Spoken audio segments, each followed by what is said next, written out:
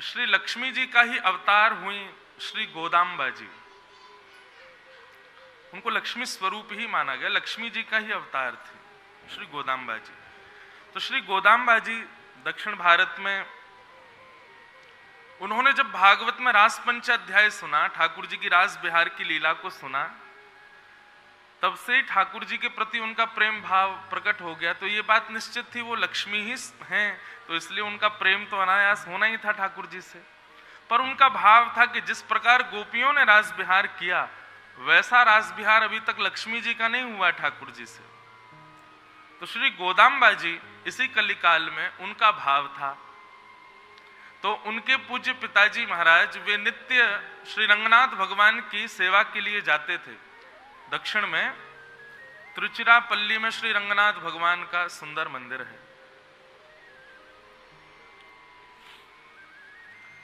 तो श्री रंगनाथ भगवान के दर्शन सेवा के लिए गोदाम्बा जी के पूज्य पिताजी महाराज जाते थे। तो सेवा में जाने से पहले स्नान आदि करते, अपरस का भाव रखते और ठाकुर जी को पधराने वाली मालाओं को शुद्ध करके एक स्थान पर रख देते। उसके बाद स्नान के लिए जाते। तो जैसे उनके पिताजी स्नान को जाते तो गोदाम्बा जी ठाकुर जी को पहनाने वाली माला को पहले स्वयं पहन लेती और पहन करके रास करती, निरंतर भाव रखती। उनका भाव यह था कि मेरे प्रियतम है। बंधुओं, माला का भाव यह है कि आप अपने गले की माला सबको नहीं पहना सकते। आपके गले में जैसे ही माला पधरा दी गई है, उसके बाद वो आपकी प्रसादी हो गई है। आप या तो अपने शिष्य को पहना सकते हैं, अपने पुत्र को पहना सकते हैं। जैसे हम कथा कर रहे हैं तो उतनी देर हम श्रोताओं को पहना सकते हैं अपने गले की माला, पर श्रोता अपने गले की उतार के हमको पहनाए तो वो एक प्रकार से अपराध। ऐसे ही भक्त अपने गले की माला ठाकुर जी को धारण नहीं करा सकता। पर श्री गोदाम्बा जी के मन में तो प्रियतम का भाव था। तो जितनी देर उनके पिताजी निवृत्त होते स्नान आदि से, अपरस के भाव में जाते थे मंदिर में, उतनी देर वो माला पहन करके नृत्य करते थे। और जैसे ही पिताजी का बाहर आने का समय होता, तुरंत माला व्यवस्थित करके चली जाती और उनके पिताजी वही माला ले जाते और जाके श्री रंगनाथ भगवान को पहना देते। एक दिन जैसे ही माला लेकर के जाने लगे तो उन्होंने देखा कि माला में एक केश, लंबा केश माला के ऊपर दिख रहा है। और केश देखते ही गोदाम्बा जी के पिताजी ने सोचा, अरे अरे ये तो अपवित्र हो गई माला। पर ये केश है किसका? ठाकुर जी को पधराने योग्य तो ये माला नहीं है, पर ये केश है किसका?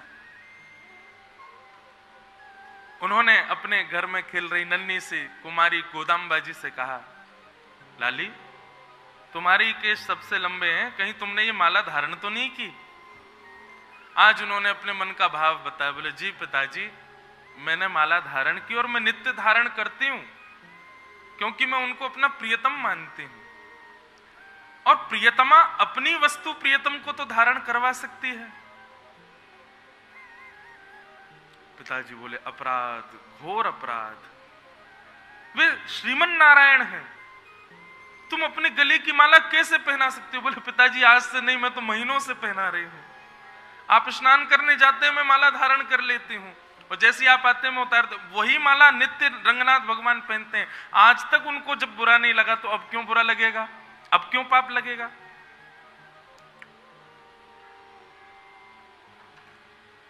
गोदाम्बा जी के पिताजी बोले, नहीं नहीं बेटी, ये अपराध है। दूसरी माला सिद्ध की और दूसरी माला सिद्ध करके अन्यत्र स्थान पर रखी ताकि गोदाम्बा जी के हाथ ना लगे। और पुनः स्नान करके उस नवीन माला को लेकर के जैसे ही मंदिर में गए, श्री रंगनाथ भगवान के कंठ में जैसे ही माला को पधराया, माला टूट करके गिर पड़ी। ठाकुर जी ने धारण नहीं की। दूसरी माला धारण कराई, ठाकुर जी ने धारण नहीं की। तीसरी माला धारण कराई। हर माला गले में, ऐसा नहीं थोड़ी बहुत देर धारण करके, गले में जाते ही टूट के गिर जाए। दूर खड़ी गोदाम्बा जी दर्शन कर रही थी। बोले, पिताजी आपको शुद्धता और अपवित्रता आदि का भाव लगता है, पर ठाकुर जी भी मुझको प्रियतमा मानते हैं। एक बार एक माला मुझे धारण करा के फिर धारण कराओ। गोदाम्बा जी के गले में माला धारण कराई पिताजी के नेत्रों में आंसू हैं, और जैसे ही ठाकुर जी के कंठ में धारण कराई, ठाकुर जी ने धारण कर लिया। भाव विह्वल हो गए गोदाम्बा जी के पिताजी, चरणों में सर रख करके रुदन करने लगे, नाथ ये कैसी लीला आपकी, इस कलिकाल में आप मेरी पुत्री को प्रियतमा मान चुके हैं। और बंधुओं, फिर आगे का क्रम कथा का आया। श्री गोदाम्बा जी एक दिन ठाकुर जी के संग ही श्री मंदिर में प्रतिष्ठित हो गए, एक मूर्ति के रूप में विराजमान हो गए। तो उन्होंने अपने किसी भाव में लिखा था कि उनको वृंदावन में रास करना है ठाकुर जी के साथ, श्री गोदाम्बा जी को। तो हमारे संप्रदाय में श्री रंगदेशिक स्वामी जी महाराज हुए, उन्होंने गोदाम्बा जी की इस इच्छा को पूरा किया और श्री गोदाम्बा जी के साथ श्री रंगनाथ भगवान को निधिवन राज के पास में श्री रंग मंदिर बना करके उनकी रास की भूमिका को पूर्ण किया। यहां पर शंख चक्र गदा पद्मधारी श्रीमन नारायण भी रास विहार कर रहे हैं वृंदावन में, श्री गोदा रंग मन्नार मंदिर। गए आप लोग रंग जी मंदिर? जरूर जाया करो। अभी रंग मंदिर की रथ यात्रा चल रही है। ऐसी रामानुज संप्रदाय भी बहुत अद्भुत है बंधुओं, सबसे प्राचीन संप्रदाय है। हमारे संप्रदाय के जो प्रथम आचार्य हुए वो ठाकुर जी के वैकुंठ अपनी लीला पूर्णता के कुछ वर्षों बाद ही उनका अवतरण हुआ कलयुग में। और प्रसंग आता है कि वो एक बार कथा सुन रहे थे, जो हमारे संप्रदाय के प्रथम आचार्य। तो कथा सुनते सुनते उन्होंने व्यास जी से पूछा कि जिनकी आप कथा सुना रहे हैं ये पृथ्वी पर कब आए थे? तो व्यास जी ने बताया, बोले अभी 12-13 वर्ष पहले ही लीला पूरी करके गए हैं ठाकुर जी। तो ये बात सुनते ही वो इतना रोए कि मेरा जन्म इतने विलंब से क्यों हुआ, मैं 12-13 वर्ष पहले क्यों नहीं आया धराधाम पे, ताकि मैं भी ठाकुर जी को देख लेता।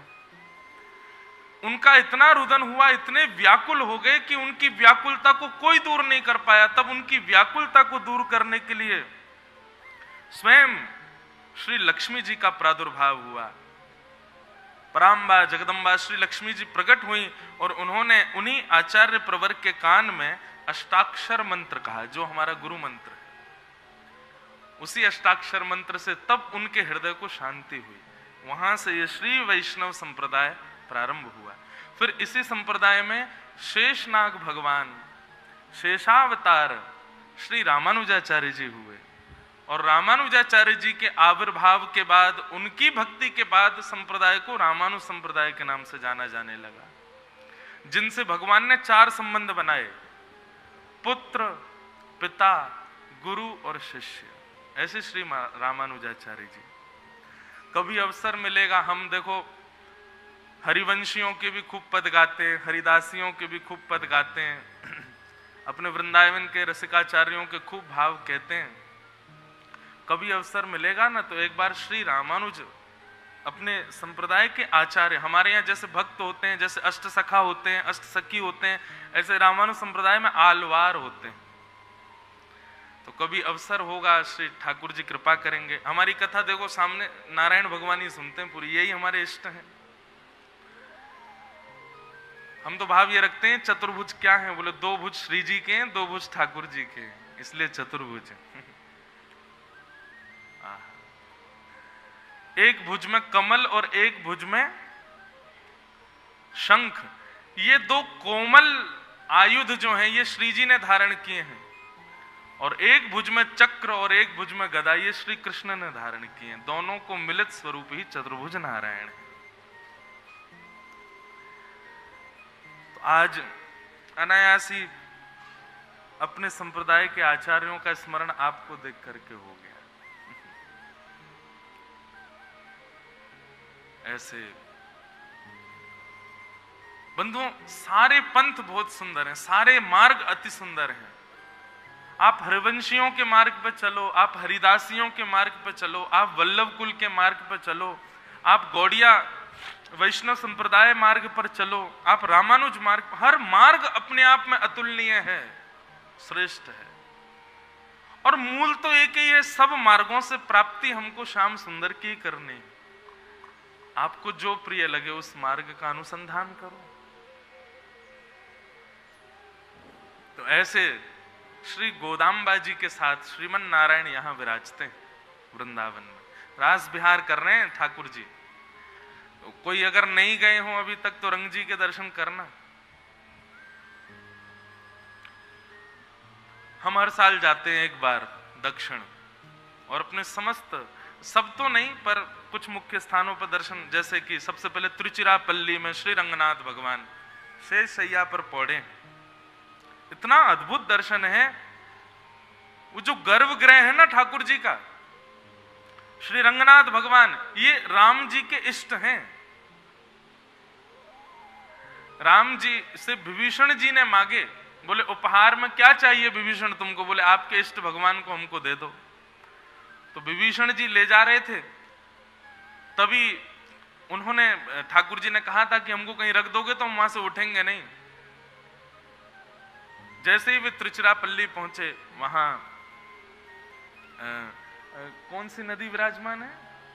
कावेरी जी। हाँ, कावेरी जी के तट पर, जैसे तो कावेरी जी को ठाकुर जी ने कभी वचन दिया था कि हम आपके तट पर विराजमान होंगे।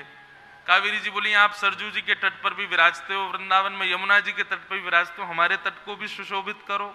ठाकुर जी ने उनको वचन दिया था हम आएंगे। तो विभीषण जी लंका लेके जा रहे थे रंगनाथ भगवान को, तभी कावेरी जी ने प्रार्थना की, बोले ठाकुर जी यही है हमारा स्थान, यहीं रुको। ठाकुर जी बोले हम कैसे जाएं, जब तक ये नीचे रखेगा नहीं हम रुक नहीं सकते।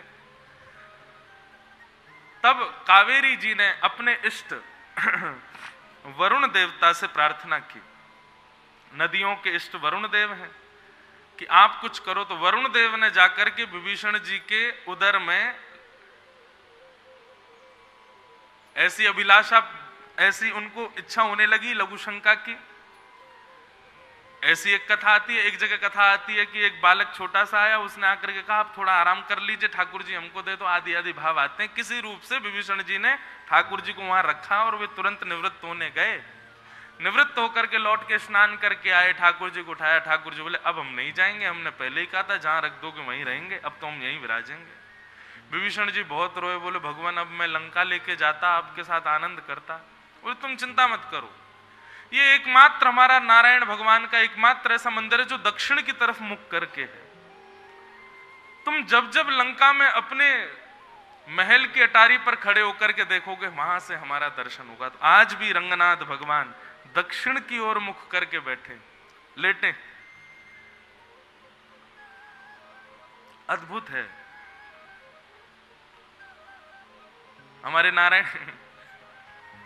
ये देखो श्री रंगनाथ भगवान भी कथा सुनते हैं, रंगनाथ भगवान भी सुनते हैं, श्री जगन्नाथ जी भी सुनते हैं, श्रीमन नारायण भी सुनते हैं, ये हमारे गोपाल जी हैं ये भी सुनते हैं, राधा रमण जी भी सुनते हैं। और प्रभु चरित्र सुनवे को रसिया, आप में से कोई भी, जब आप लोग पानी वानी पीते हो, उबासियां लेते हो कथाओं में, तो हमारा मन खिन्न होता है, तो हम इन्हीं को सुनाते हैं फिर कथा कि आप लोग सुनो। तो ऐसे हमारी परंपरा का आज स्मरण हो गया कथा में, बारंबार वंदन करते हैं, प्रणाम करते हैं। बोलो लक्ष्मी नारायण भगवान की जय। और इसलिए भी कल तक तो ठाकुर जी दो ही भुज थे ना, कल तक लक्ष्मी नहीं आई थी ठाकुर जी के साथ, कल रात्रि लक्ष्मी आई है, रुक्मणी जी से विवाह हो गया। इसीलिए आज आचार्य भी पधारे और अपने आप ही आचार्य परंपरा का स्मरण भी हो गया। तो बड़े आनंद का भाव, महाराज जी पधारे, आपको बारंबार प्रणाम। वृंदावन में आज कथा विश्राम हो रही है बंधुओं। अब अगली कथा वृंदावन में हमारी फरवरी में होगी जाके, फरवरी में वृंदावन में अब कथा, फरवरी में नहीं है 29 अगस्त से 2 सितंबर जन्माष्टमी के बाद 5 दिन का क्रम है भागवत कृपा निकुंज में। पर भागवत की कथा अब अप्रैल में होगी, अगले अप्रैल में। तो भैया हमारे जो कौशल परिवार है इनको बहुत बहुत धन्यवाद कि आपने हमको वृंदावन में 7 दिन रहने का अवसर दिया। हम वृंदावन वासी हैं, लेकिन हमारो ही वृंदावन छूटो भयो है, हमें ही बाहर डोलते रहे में। लेकिन बहुत सुखद ये 7 दिन वृंदावन में रहने को मिला। ये चर्चा आज यहाँ विश्राम हो रही। हम बड़े व्याकुल हो रहे सुबह से कि अब वृंदावन में कथा इतने दिन बाद, बीच में समय ही नहीं है, कथाएं सब बाहर है। अब आज अभिलाषा इसीलिए गा रहा था कि किशोरी जी यह अभिलाषा मन में, सेवत रहूं श्री रजधानी श्रीमत वृंदावन में। पर भाव यह है कि हम बाहर जाते भी हैं तो वहां पे भी वृंदावन में वृंदावन के ही रस गाते रहते हैं, वृंदावन का ही चिंतन करते हैं, तो ये ज्यादा प्रधान। आइए आज कथा का विश्राम दिवस, हम जल्दी जल्दी अब क्रम पूर्ण कर दें। आज की कथा द्वारिका लीला है। वृंदावन में द्वारिका लीला का ज्यादा विस्तार तो क्या करें, पर क्रम को कहते हुए जो जो भाव मन में आएंगे उनको पूर्ण करते हुए, सुदामा चरित्र सुनाते हुए कथा को विश्राम देंगे। ठाकुर जी का विवाह श्री रुक्मणी जी के साथ में हुआ। बंधुओं, रुक्मणी जी ठाकुर जी की नित्य पटरानी हैं। क्यों? ठाकुर जी नारायण हैं और रुक्मणी जी साक्षात लक्ष्मी हैं। कई लोग ऐसा कहते हैं श्री किशोरी जी लक्ष्मी जी का अवतार हैं। नहीं, किशोरी जी ठाकुर जी ही हैं। वो नारायण के ही 2 रूप हैं, कृष्ण और श्री राधा। विलग नहीं है वे, एक प्राण 2 देही। तत्व जो है श्री किशोरी जी, अब देखिए मेरे अंदर तत्व अलग है, आपके अंदर तत्व अलग है, तत्व को ही हम आत्मा कहते हैं। हम सब विलग हैं, इसलिए हमारी मित्रता भी होती है, इसीलिए हमारे संबंध भी बनते हैं, इसीलिए हम लोग आपस में एक दूसरे को प्रेम भी करते हैं, शत्रुता भी करते हैं, क्योंकि हमारे भीतर के तत्व अलग हैं। संसार में किसी के भी तत्व एक नहीं होते, सबके विलग होते हैं। पर किशोरी जी और ठाकुर जी के भीतर जो तत्व विराजमान है ना, वो एक ही है, वो एक ही है, कोई उनमें अंतर नहीं है। इसीलिए अविलग होने के कारण प्रत्यक्ष प्रकट विवाह का वर्णन भागवत में नहीं है, पर हमारे वृंदावन के कई लीलाओं में, गर्ग संहिता आदि ग्रंथों में ठाकुर जी का विवाह हुआ। अच्छा, विवाह उससे किया जाता है जो हमसे विलग हो, जो हमसे अलग हो, लेकिन जो हम ही हैं, जो हमारा ही है, विवाह किस लिए किया जाता है? कोई अलग है उसको अपना बनाने के लिए विवाह किया जाता है, पर जो हमारो ही है, जो नित्य हमारा है, उसके लिए विवाह की आवश्यकता नहीं। इसलिए भागवत में प्रकट विवाह नहीं है, पर हमारे वृंदावन की रीति में तो किशोरी जी का विवाह ठाकुर जी से होता है, नित्य होता है।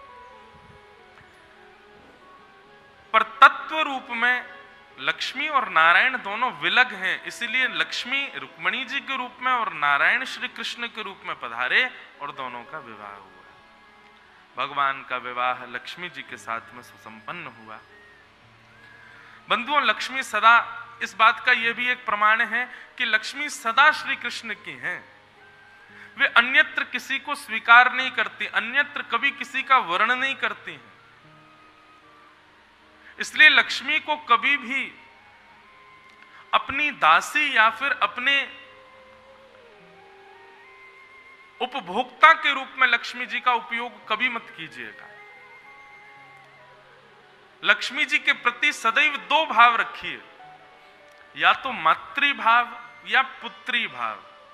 पत्नी का भाव यदि आपने लक्ष्मी के प्रति रखा तो दुर्गति होगी। पत्नी का भाव रखने का मतलब, जो लोग धन इसीलिए कमाते हैं कि हम उसका उपभोग कर सकें, हम उसका अपने लिए प्रयोग कर सकें, हम अपने लिए व्यय कर सकें, इस प्रकार लक्ष्मी को कमाने की भावना रखना, ये एक प्रकार से लक्ष्मी के प्रति पति भावना रखना और अपने नाश का कारण बनना होता है। लक्ष्मी का सदैव उपार्जन इस भाव से करना है कि वे हमारी मां हैं, मां हमारा पोषण करेंगी, इस भाव से करो, या फिर पुत्री के भाव से करो। वैसे सबसे श्रेष्ठ है पुत्री भाव रखना लक्ष्मी के प्रति। क्यों? जब आप लक्ष्मी को पुत्री भाव मानते हैं तो पुत्री के प्रति एक दायित्व का निर्वहन किया जाता है, और वो दायित्व क्या है? कि पुत्री जैसे ही योग्य हो उसका सुयोग वर ढूंढ करके विवाह करो। ऐसे ही लक्ष्मी जब सुयोग हो, लक्ष्मी जब श्रेष्ठ हो जाए, लक्ष्मी थोड़ी बढ़ जाए, लक्ष्मी जी की आयु हो जाए, लक्ष्मी लगे कि हाँ अब बढ़ गई है परिवार में, तो उनका श्री कृष्ण के साथ विवाह करो। और श्री कृष्ण के साथ विवाह क्या है? ये अनुष्ठानिक कर्म कराना, भागवत की कथा कराना, कहीं यज्ञ कराना, कहीं कोई इस प्रकार के वैदिक क्रियाएं कराना, एक प्रकार से लक्ष्मी का नारायण से विवाह है। सीधी बात, लक्ष्मी के प्रति भी कभी भी पत्नी का भाव नहीं रखना, सदैव मातृभाव या पुत्री भाव रखो। मातृभाव रखोगे तो पिता नारायण बनेंगे, और पुत्री भाव रखोगे तो जमाई नारायण बनेंगे। दोनों भाव। अब आप क्या चाहते हैं वो देख लो। अगर लक्ष्मी को पत्नी मानोगे तो नारायण शत्रु बनेंगे। उनकी पत्नी को अपना बनाने का प्रयास करोगे तो नारायण शत्रु बनेंगे। ये तीन भाव, मातृ, पुत्री और पत्नी। लक्ष्मी से तीन संबंधों में नारायण से भी तीन संबंध है। मातृ भाव है तो नारायण हमारे पिता हैं, पुत्री भाव है तो नारायण हमारे जमाई हैं, और यदि पत्नी भाव है तो नारायण हमारे शत्रु हैं। इसलिए कभी भी लक्ष्मी का उपार्जन इस भाव से नहीं करना कि मैं इसका उपभोग करूंगा, मैं इसका उपयोग करूंगा, मैं इसको अपने ऐशो आराम और आदि आदि भावों में इसका व्यय करूंगा, नहीं तो नारायण शत्रु बन जाएंगे। और हम सदा कथा में कहते रहते हैं, ऐसी कोई क्रिया मत करो जिससे ठाकुर जी आपसे नाराज हो, आपके शत्रु बने। उसमें सर्वप्रथम भाव यही है, लक्ष्मी को कभी भी पत्नी मत मानो, वे मां है। भगवान का विवाह रुक्मणी जी के साथ में हुआ। तत्पश्चात सत्राजित यादव के पास एक मणि थी जिसका नाम था सिमंतक मणि। हम विषय थोड़ा सूक्ष्म ही कहेंगे, आप लोग बस समझ लीजिएगा, सूची मात्र कहेंगे।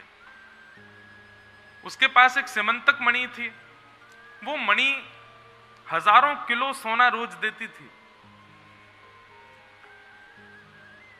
ठाकुर जी ने हम आप सब लोगों को दिखाने के लिए, बताने के लिए कि अन्यत्र किसी की वस्तु पर यदि आपका भाव जाता है तो वो लोभ कहलाता है, और यदि एक बार भी लोभ आपके जीवन में जागृत हो गया तो निश्चित है बाकी के सारे पाप अनायास आपके जीवन में आएंगे। आपको दिखता है कि मेरे अंदर पाप क्या है, मैं क्रोध करता हूं, मैं दूषित खाता हूं, मैं किसी को भी गलत बोल देता हूं, उसके मुंह पर बुरा बोल देता हूं, उसको बुरा लग जाता, बाद में रिग्रेट होता है हम लोगों को।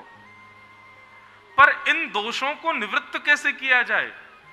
बंधुओं, एक बात सदैव याद रखना, हमारे चित्त में दोष के प्रादुर्भाव का एक ही मार्ग है, और वो मार्ग है लोभ। आपने कभी ना कभी, कहीं ना कहीं लोभ तो किया है, इसीलिए पाप जन्म ले रहा है। इसलिए लोभ को नष्ट कीजिए। पहले ये नाम जप करना, परिक्रमाएं करना, सत्संग सुनना, ये बंधुओं भगवत प्राप्ति बहुत बाद का विषय है। सबसे पहले हम शुद्ध बने, हम योग्य बने, हम उस लायक बने। उसके लिए अंदर का मार्जन बहुत आवश्यक है, अंदर की सफाइयां बहुत जरूरी हैं।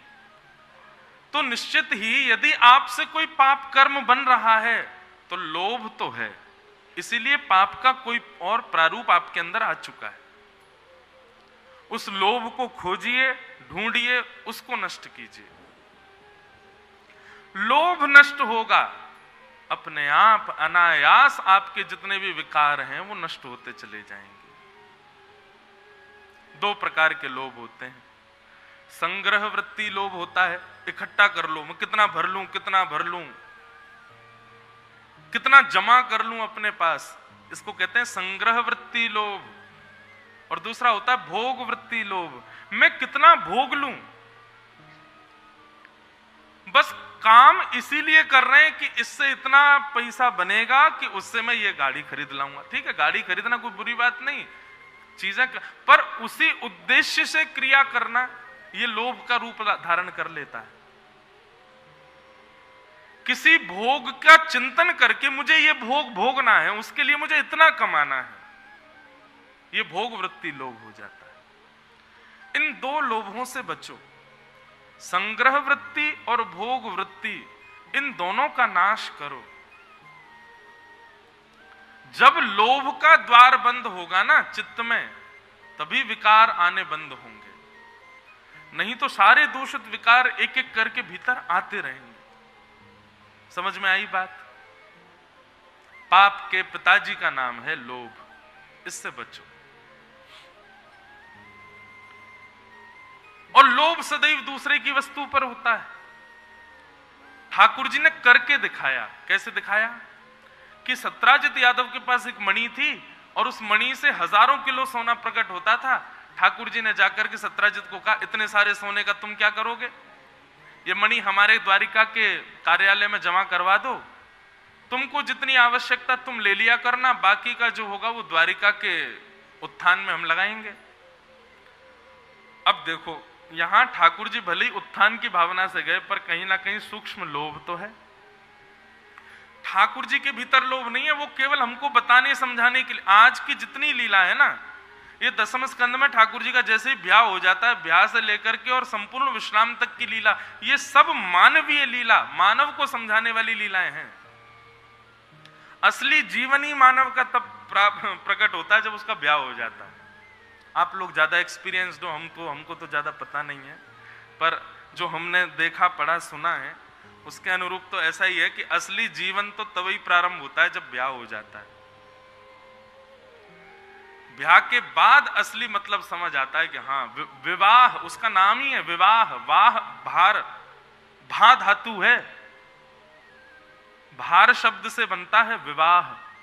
एक विचित्र प्रकार का भार आपके ऊपर आ जाता है। असली संसार, असली जिसके बारे में बार बार कथाओं में कहा जाता है, असली संसार, असली आसक्ति, असली ममत्व, वो तो विवाह के बाद ही पता चलता है।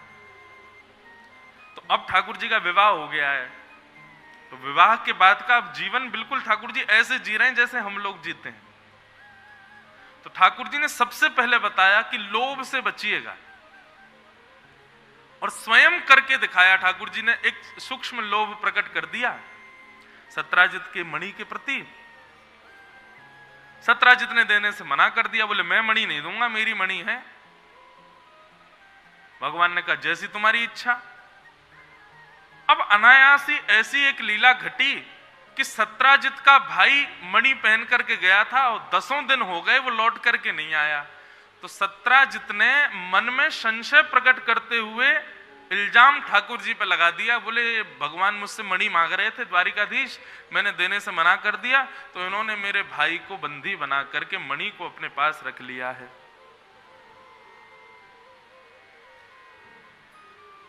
ये संसार है बंधु। यहां ये जानते हुए भी कि ये परमात्मा है, ये जानते हुए भी कि ये द्वारिकाधीश है, हम द्वारिका में जी रहे हैं तो इनकी वजह से जी रहे हैं, परंतु एक सूक्ष्म भाव की वजह से व्यक्ति उन पर भी अविश्वास कर सकता है जो परमात्मा है। तो हम तो मानव हैं, परमात्मा पर अविश्वास प्रकट हो सकता है तो हम मानवों पर क्यों नहीं हो सकता? इसलिए सूरदास जी कहते हैं, मन पंछी उड़ जई है जा दिन, मन पंछी उड़ जई है, ता दिन तेरे तन तरुवर के सबही पात झर जई है, बिन गोपाल को नहीं अपनो जासों की रति रही है, जा प्रियतम सो प्रीत घनेरी, सो देख डर जई है। सूरदास जी कहते हैं, जिससे कभी भय लग जाए समझ जाना कि वो आपका कभी था ही नहीं। बहुत ध्यान से सुनिएगा। जिससे कभी भी भय उत्पन्न आपको दिखाई देने लगे, किसी से भय की आशंका लगने लगे, समझ जाना कि वो आपका कभी था नहीं। संकोच अलग बात है, संकोच विलग वस्तु है। यदि किसी के प्रति निवृत्त हो प्रकट हो चुका है तो सूरदास जी कहते हैं ये बात विश्वास मान लीजिएगा कि वो आपका था ही नहीं। और संसार में हर संबंधी ऐसा है, उससे भय तो लगता है। सूरदास जी कहते हैं जा प्रियतमसों प्रीति घनेरी सो देख डर जई हैं। जो प्रियतम 7 फेरे लेता है और 7 जन्मों तक संग रहने का वचन निभाता है, उस प्रियतम की मृत्यु हो जाए, भगवान ना करे उसकी मृत्यु हो जाए, होनी तो है ही है, भगवान क्यों नहीं करेंगे, और वो कभी चला जाए आपको छोड़ के, आप बहुत व्याकुल हो जाओगे, उसको याद करोगे, अरे वापस आ जाओ, हे भगवान ऐसा कुछ कर दो ये दोबारा आ जाए। मान लो तुम्हारी अभिलाषा ठाकुर जी ने मान ली, तुम्हारे रुदन पर ठाकुर जी को दया आ गई और तुम्हारे गए हुए प्रियतम वापस भेज दिए। 15-20 दिन बाद रात्रि में आप जल पीने के लिए रसोई में गए तो देखा कि लाइट जलाते ही प्रियतम जी रसोई में ही खड़े हैं। क्या होगा? भूत पिशाच निकट नहीं आवे, महावीर जब नाम सुनावे, ना से रोग हरे सब पीरा, जपत निरंतर हनुमत पीरा। पंडित जी के पास जाओगे, हमारे घर में आओ महाराज कुछ कवच ववच पढ़ो, बोले क्यों? बोले उसके पिताजी दिखते हैं मेरे को रात में। अब पिताजी तो बेचारे इसलिए आए मिलने की, अरे तू रोती है भाग्यवान, तू बहुत याद करती है मुझे, मैं तो तुझसे मिलने आया, तू मुझे भगा रही है। अब किसी के प्रति एक बार भी भय, और ये भय बंधुओं संसार का हर व्यक्ति जिस दिन वो अपने तन से प्राण त्याग देगा उसके बाद उसकी उपस्थिति भय का कारण ही बनेगी। तो इसका मतलब क्या है? वो कभी हमारा नहीं था। लेकिन ऐसा कौन है जिसकी उपस्थिति से कभी भय नहीं हो सकता? बिन गोपाल को नहीं अपनो। रात्रि 2 बजे कभी राधा रमण जी दिख जाए, भय लगेगा? और यदि भय लग रहा है ना आपको तो फिर समझ जाना राक्षस ही हो। फिर तो कंस को लगता था भय रात में 2 बजे ठाकुर जी को याद करके, भक्तों को थोड़ी भय लगता है। बिन गोपाल को नहीं अपनो, जासों की रति रही। संसार में कोई अपना नहीं है बंधु। ये बात कहते तो सब हैं, सुनते तो सब हैं, मानता कोई नहीं। पर निश्चित यही है कि हम सब अपने प्रारब्धों को भोगने और अपने कर्तव्यों का निर्वहन करने आए हैं बस। बाकी अपने तो केवल श्री राम जी हैं, अपने तो केवल ठाकुर जी।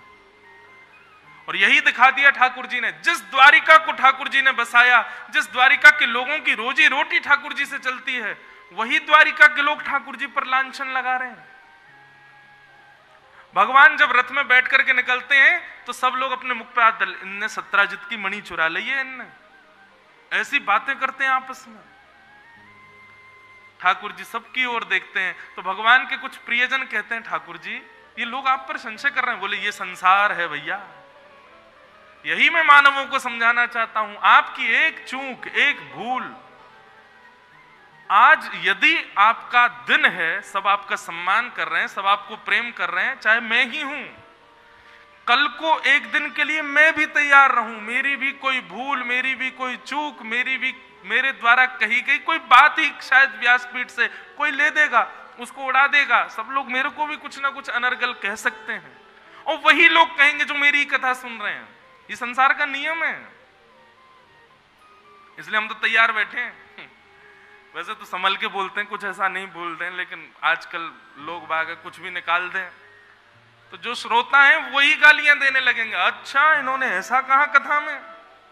तो इसलिए जब सम्मान बहुत मिलता है ना तो मनी मन ये भी लगता है काऊ देना इनमें तो पत्थरों पड़ सके, या हमारे लाला ज्यादा फूल है मत। ये संसार है, चींटी दीवार पर चढ़ती है गिरने के लिए और फिर चढ़ती है, फिर गिरती है। ऐसी संसार है, यहां सब आपको चढ़ा रहे हैं तो यही पकड़ के घेरेंगे एक दिन। इसलिए किसी को अपना मत मानो, किसी के प्रति भी प्रेम भाव मत रखो। सब प्रेम भाव सबके प्रति रखो, आसक्ति किसी के प्रति मत करो, ममता किसी के प्रति मत करो, थोड़ा निवृत्त रहा करो। आजकल पता है क्या हो गया, एक चीज आप बहुत ध्यान से समझना, मानव को डिस्कनेक्शन नहीं आता और यही उसके कष्ट का कारण बनता है। वो एक बार किसी से कनेक्ट हो गया तो वो फिर वो कनेक्शन उसको कांस्टेंट चाहिए, और यही संसार में दुख का, टेंशन का, डिप्रेशन का, आसक्ति, डिप्रेशन आदि आदि जो भी शब्द हैं उनका कारण ही यही है, कनेक्शन। कथाओं से और ये सब सत्संगों से थोड़ा डिस्कनेक्ट होना सीखिए। जल्दी ही किसी के प्रति आसक्त मत हो जाइए। केवल अपनी देखो, आसक्ति का गुण, आसक्ति का भाव हम सबके चित्त में है, पर वो आसक्ति का गुण, आसक्ति का भाव वो केवल और केवल ठाकुर जी के प्रति रखो। उनसे कभी डिस्कनेक्ट नहीं होना, संसार से जितना हो सके हो जाओ। आसक्ति, लगन और ये जो भी हमारे भीतर संसार के प्रति भाव हैं वो सब ठाकुर जी के प्रति रखो, क्योंकि संसार के प्रति भाव रखे तो फिर आगे निराशा ही है। प्रारंभ में बहुत सुख लगता है, प्रारंभ में बहुत अच्छा लगता है, पर बाद में उसके वही नीरस हो जाता है। बंधुओं, सांसारिक प्रेम और ठाकुर जी से किए गए प्रेम में यही अंतर है कि सांसारिक प्रेम कुछ दिनों के बाद नीरस जैसा होता है, पर भगवत प्रेम जो होता है ना, वो दिन प्रति बढ़ता है, वो और प्रबल होता है और आनंददायी होता चला जाता है।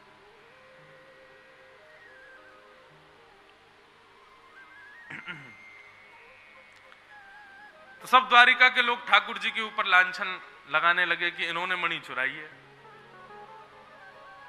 भगवान बोले कोई बात नहीं। ठाकुर जी सेना के साथ मणि ढूंढने के लिए गए तो देखा कि एक वन में प्रसेन मरा पड़ा है और शेर के पंजों के निशान थे।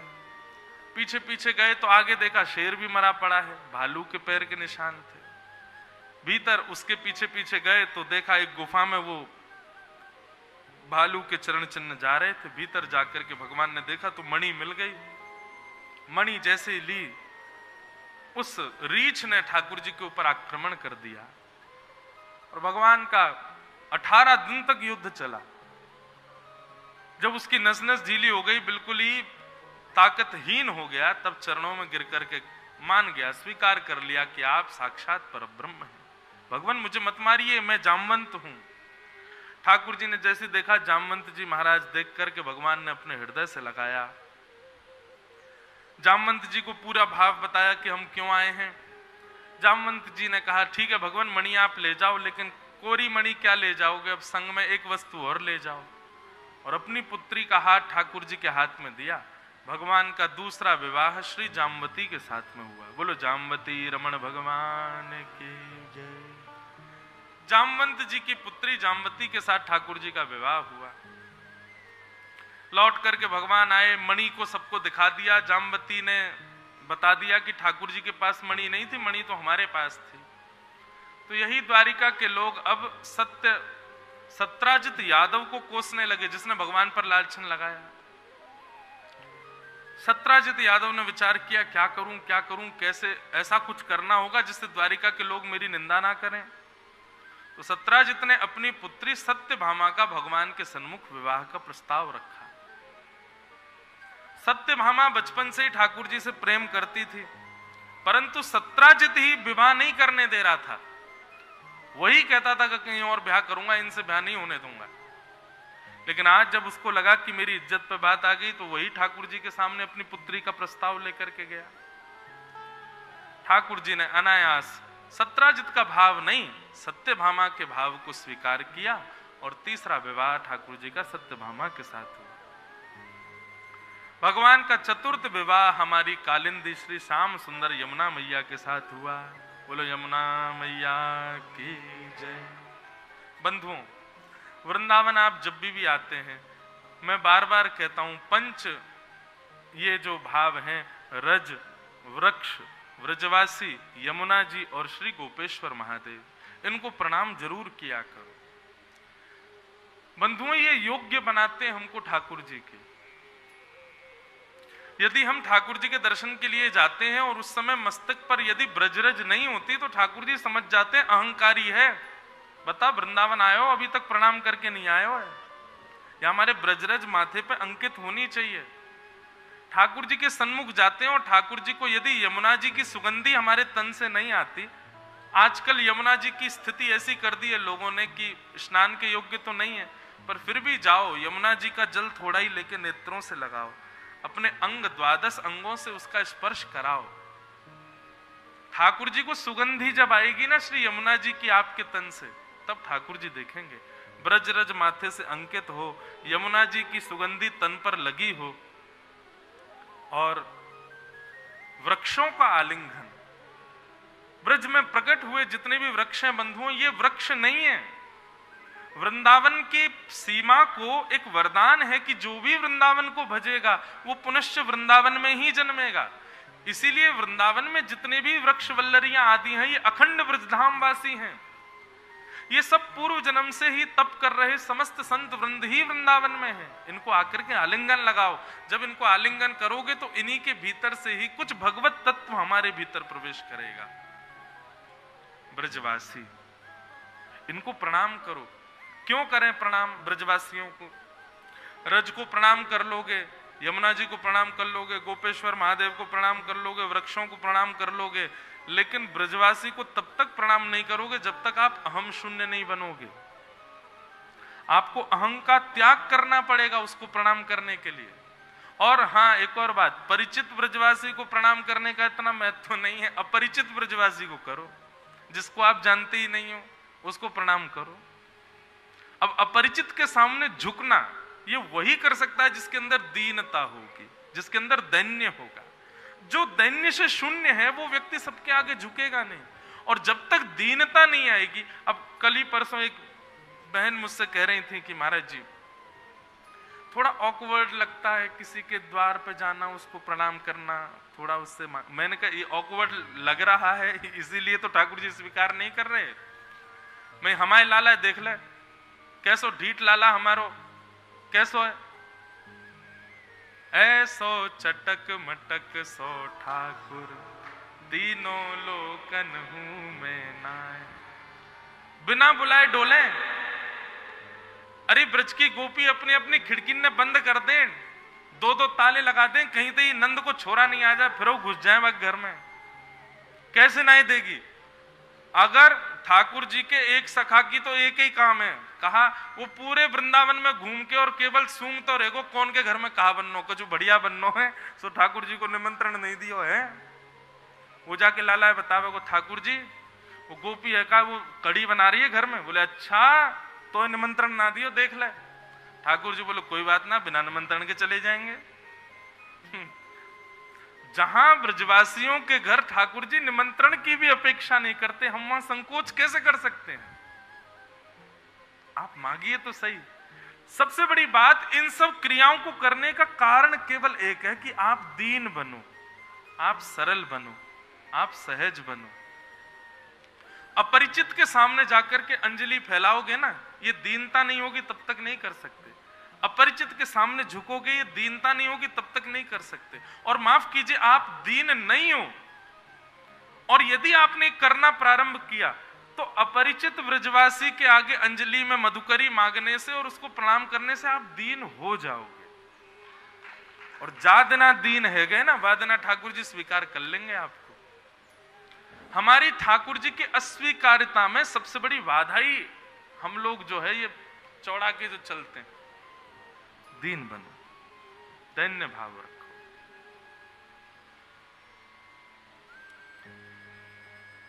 किस विषय में कह रहा था मैं ये बात? है? यमुना जी। यमुना जी। हाँ, तो श्री यमुना जी को बंधुओं नित्य प्रणाम किया करो। यमुना यमदूतन तारत हैं, भव तारत हैं श्री राधिका रानी। बंधुओं, यम द्वार से बचने के वृंदावन में दो तरीके हैं।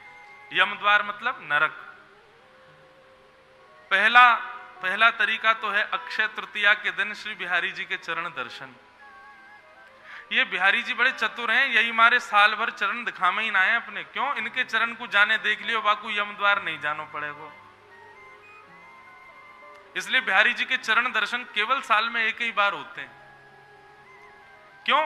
उन चरणन को जो दर्शन कर ले, संचिंतयेद भगवतश्चरणार विंदम वज्रांकुशध्वज सरोरुहलांचनाड्यम उत्तुंग रक्त विलसन नख चक्रवाल ज्योत्स्ना विराहत महद हृदयांधकारम।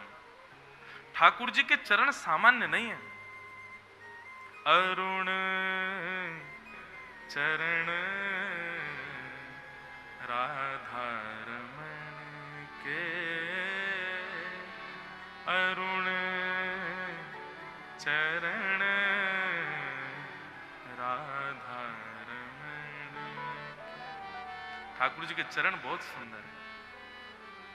हमको वो सामान्य चरण दिखते हैं, पर निश्चित जब आप दृष्टि से उन चरणों को चित्त में विराजमान करते हैं तो उन चरणों में अंकित कई सारे आयुध हैं, जो आयुध आपके चित्त में जाकर के विकारों को नष्ट करते हैं। और जैसे विकार नष्ट होंगे आप यम द्वार से बच जाओगे। पर बिहारी जी अपने चरण छुपा के रखते हैं। अच्छा बंधु, एक बात कहें, नित्य बिहारी जी के चरण दर्शन नहीं होते, पर आप जब देखो ना तब दृष्टि वहीं रखो चरणों की ओर, जो ठाकुर जी लहंगा ते छुपा के रखे अपनों। अच्छा एक और बात, बिहारी जी पता कौन को श्रृंगार पहने? ये किशोरी जी को पधराया जाता है, वो किशोरी जी की प्रसादी बिहारी जी पहनते हैं लहंगा से। ये किशोरी जी का श्रृंगार पहनते हैं ठाकुर जी। केवल अक्षय तृतीया के दिन पजम्मी पहने, वादन पीतांबरी पहने, नहीं तो किशोरी जी के वस्त्रन को पहने श्री बिहारी जी। तो जब चरण नहीं दिखते तो आप फिर भी वो जो ठाकुर जी ने पोशाक पहनी है वहां नेत्र गाड़ करके और वहां चरणों का अनुभव करो। ऐसे बांके चरण हैं ठाकुर जी के।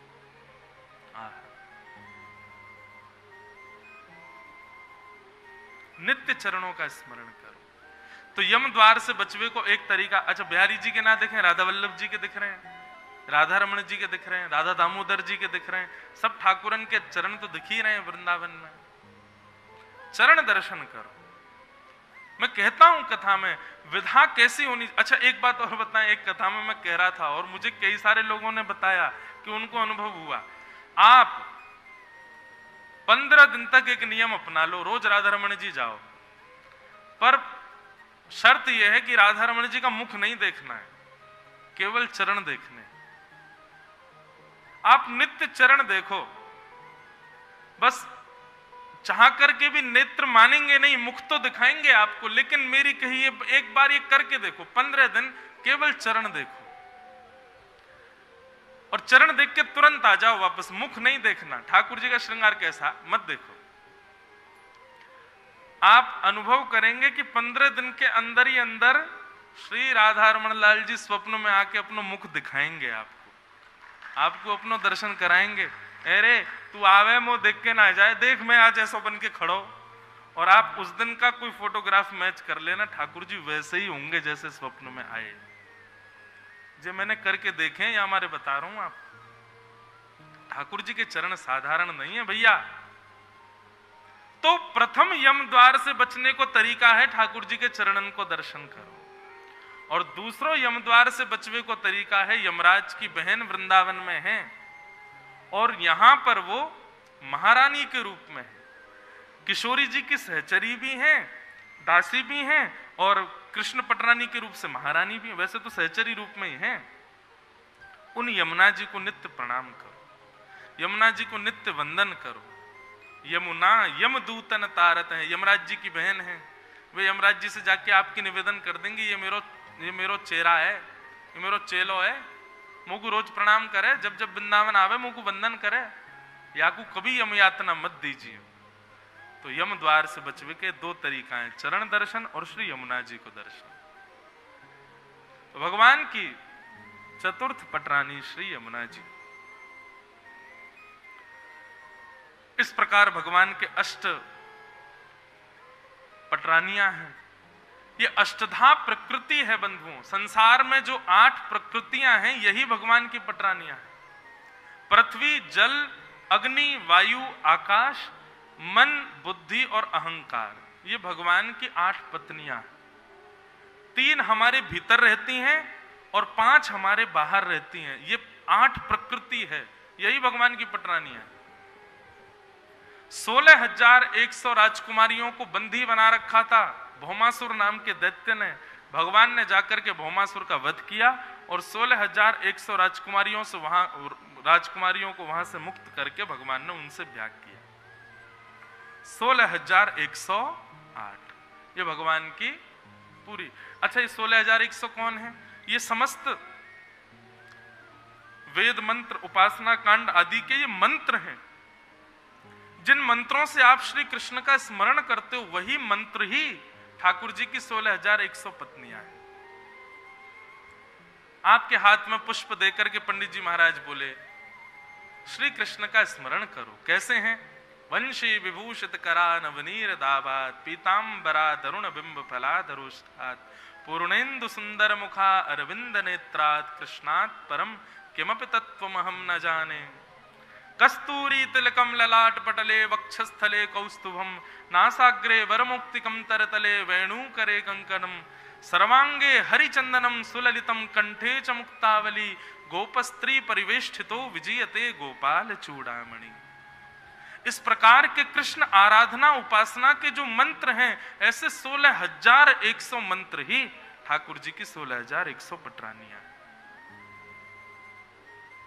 कितने ब्याह हो गए भगवान के? 16,108। हम आप जैसे हाड़ मांस के पुतलों से ब्याह नहीं किया, ठाकुर जी ने अपनी ही प्रकृति से ब्याह किया। आगे बंधुओं राजा नृण की कथा बताई गई।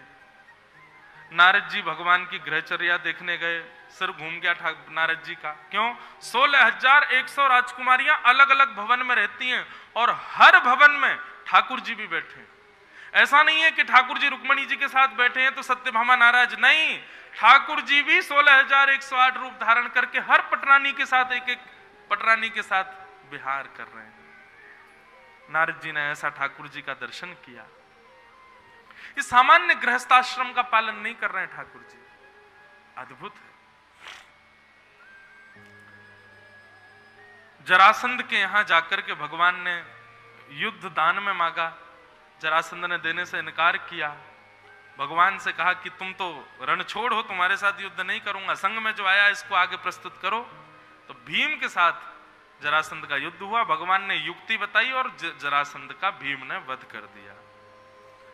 तत्पश्चात राजसूय यज्ञ हुआ। पांडवों के राजसूय यज्ञ में भगवान गए, वहां जाकर के शिशुपाल का वध किया। कुरुक्षेत्र में सूर्य ग्रहण का समय था। सब ब्रजवासी भी पहुंचे और द्वारिका से द्वारिकाधीश भी पहुंचे। अभी द्वारिका में इस बार ठाकुर जी की कथा, हमारे लाल जी का उत्सव था, तो ब्रज द्वारिका मिलन महोत्सव, उसी महोत्सव के अंतर्गत इस विषय का थोड़ा प्रकाश किया था। कुरुक्षेत्र में जो ठाकुर जी का इतना अद्भुत विषय, मैंने एक दिन बोला, उसके बाद मैंने कान पकड़े कि अब नहीं बोलूंगा, क्योंकि मैं स्वयं 2 घंटे के लिए अंतर ध्यान हो गया था इस स्थान से। इतना भाव भरा प्रसंग। करीब 100 वर्ष बाद ठाकुर जी ब्रजवासियों से मिलते हैं कुरुक्षेत्र में। वहां श्री यशोदा मैया से मिलना हुआ, वसुदेव जी से मिलना हुआ, सब अपने ग्वाल बाल सखाओं से ठाकुर जी मिले और श्री जी से भी मिले। बहुत अद्भुत प्रसंग है। फिर रुक्मणी जी ने जब श्री जी का दर्शन किया तो प्रसंग आता है, रुक्मणी जी बोली मुझे द्वारिका जाना ही नहीं है, मुझे श्याम सुंदर, एक बार को श्याम सुंदर को त्याग दूंगी लेकिन श्री जी को नहीं त्याग सकती। रुक्मणी जी ललिता विशाखा के चरणों में लेट करके वंदन करने लगी कि मोकू भी ले चलो, मैं भी आपके नित्य लीला में रहूंगी, मोकू भी सहचरी रख लो। तब किशोरी जी ने रुक्मणी जी को समझाया, देखो हमारे प्राण तुम्हारे पास हैं, हम तुमसे या हमारे प्रेम करें क्योंकि हमारे प्राणन की सेवा तुम कर रही हो, या लिए अभी तुम जाओ और जाकर के द्वारिकाधीश की सेवा में ही रहो। नहीं तो रुक्मणी जी ने जब श्री जी का दर्शन किया, वो तो वो रुक्मणी जो सदा ठाकुर जी से एक ही वचन लेती हैं रोज कि हमारा कभी त्याग मत करना, जैसे ब्रजवासियों का त्याग किया। वे रुक्मणी जी जब श्री जी का दर्शन करती हैं ना, इतना सुंदर वर्णन किया है रसिकाचार्यों ने। रुक्मणी जी विलग विलग करके रोती हैं। ललिता विशाखा से कहती हैं मुझे भी ले चलो, मैं भी अब आप श्री जी के शरण में ही रहूंगी। श्री जी की आज्ञा से फिर वापस रुक्मणी जी गई। हाँ, मैं बंधुओं, कई दिव्य चेतनाएं आती हैं और वे सप्ताह सुनती हैं, और सप्ताह सुनने के बाद अंतिम दिन उनका ऐसे ही प्रस्थान होता है। ये अनेक कथाओं का अनुभव है। एक जगह कथा हुई थी, तो मेरे व्यासपीठ से उतरते एक पेड़ था पीछे, विश्राम होते वो पेड़ सीधा व्यास मंच पे ही गिरा, और इतनी भयानक आवाज हुई कि इतना कोई आवाज का विषय नहीं था, फिर भी हुई। तो हमारे पूर्वाचार्य, हमारे नाना जी, पूज्य पिताजी महाराज, पूज्य श्री रमेश भाई ओझा, वे भी कथा में बता रहे, ऐसे अंतिम दिन यदि इस प्रकार का कुछ हो। एक बार एक जगह कहीं छोटी सी चिंगारी प्रकट हुई, एक बार एक पंखा गिर गया, पंडाल उधर गया। निश्चित ही दिव्य चेतनाएं प्रस्थान कर रही हैं।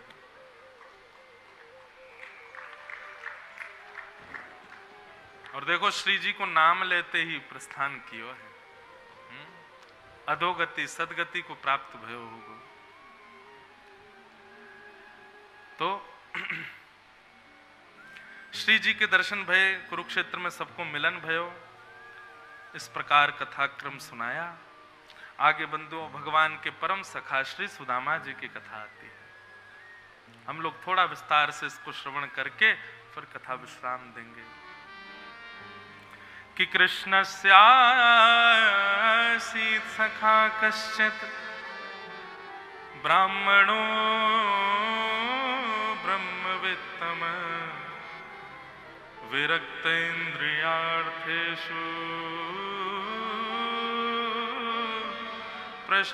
प्रशांतात्मा जितेंद्रिय। श्रीमद् भागवत में दो नाम स्पष्ट नहीं है। एक तो हमारी श्यामा जी को नाम स्पष्ट नहीं है, दूसरा सुदामा जी का नाम स्पष्ट नहीं। श्रीमद् भागवत जी में सुदामा जी का नाम भी सखा कहकर के कहा, भगवान के एक सखा, भगवान के एक विप्र सखा। सुदामा शब्द का उच्चारण भागवत में नहीं है, शब्द ही नहीं है सुदामा। ये तो रसिक जनों ने नाम रख दिया सुदामा जी का। कैसे नाम रखा? बोले सुदामा जी के गुण देख करके, सुदामा जी का स्वभाव व्यवहार देख करके, इस ब्राह्मण सखा का ये विचार व्यवहार देख करके तब नामकरण किया उनका सुदामा। सुदामा शब्द का अर्थ क्या है? सुंदर दाम का जो अधिपति है उसको सुदामा कहते हैं। सुंदर धन का जो मालिक है उसको सुदामा कहते हैं। सुदामा जी से किसी ने पूछा कि भैया सुदामा जी पे धन तो है नहीं, फिर उनका नाम सुदामा क्यों रखा? बोले सबसे बढ़िया धन जो है, जो खर्च करते जाओ फिर वो खत्म ना हो, ऐसा हरिनाम को जो धन जाके पास है वही है सुदामा।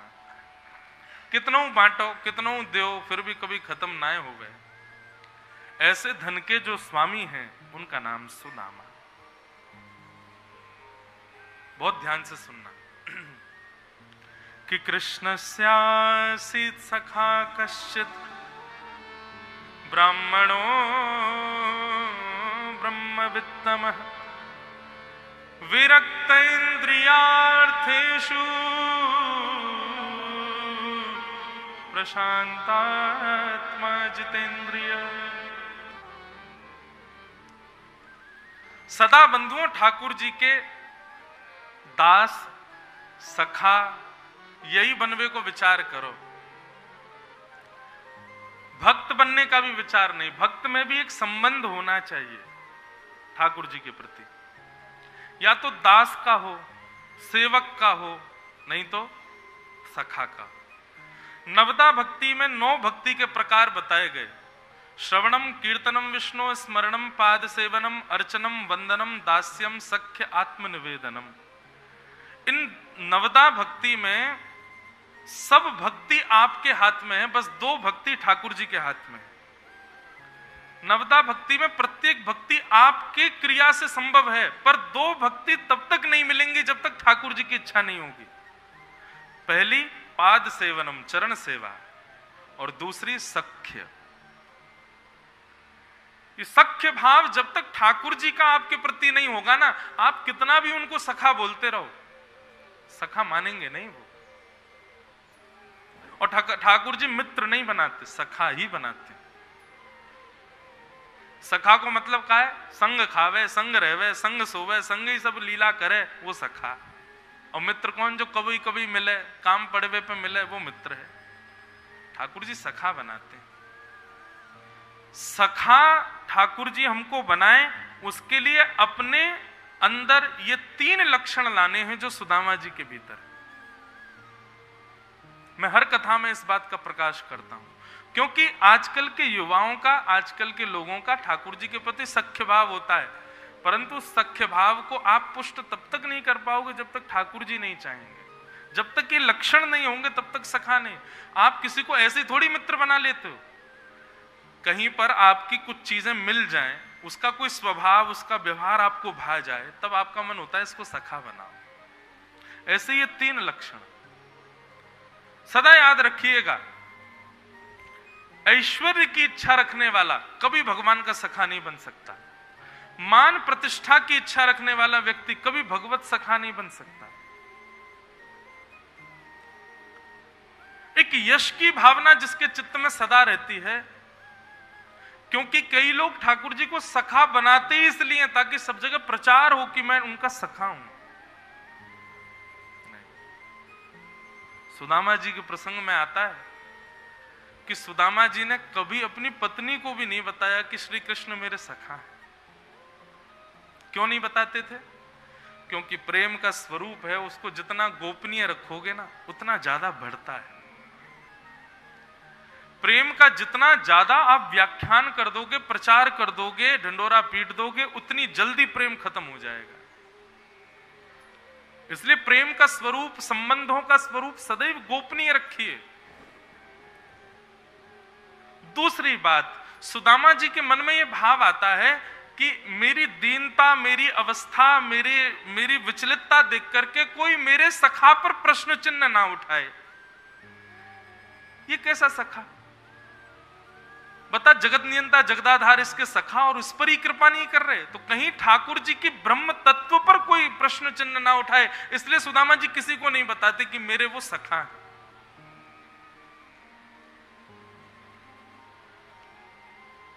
एक अपनी बात है, नहीं बोलनी चाहिए पर कह दूं।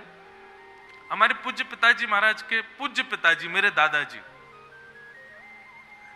जब पिताजी महाराज की कथा होती थी वृंदावन में, तो एक समय, आज भी अद्भुत भागवत भास्कर हैं, पर जब बिल्कुल प्रारंभिक समय था पिताजी का, हम लोग भी बहुत छोटे छोटे थे, पूरा वृंदावन लगभग कथा सुनने जाता था पिताजी की। तो हमारे दादाजी वो आते और आकर के जहां पीछे सब अपनी पादुकाएं उतार देते ना, वहां आके बैठ जाते। क्यों? क्योंकि हमारे दादाजी बड़े सरल और दीन भाव में रहते थे, बहुत दैन्य भाव में रहते थे। उनको ये लगता था मेरे वस्त्र देख करके, मेरी साधारण सी धोती देख करके, मेरे सामान्य रूप को देख करके कोई ये प्रश्न ना कि ये ठाकुर जी के पिताजी हैं, ये ठाकुर जी के पिताजी हैं। तो इसलिए वो उसका प्रचार नहीं करते थे कि मेरे ये पुत्र हैं, बस चुपचाप बैठ के सुनते रहते थे। कभी कभी लाइन में भी लगते, धक्का भी पड़ता, गिर भी जाते बेचारे, लेकिन कभी नहीं प्रचार करते।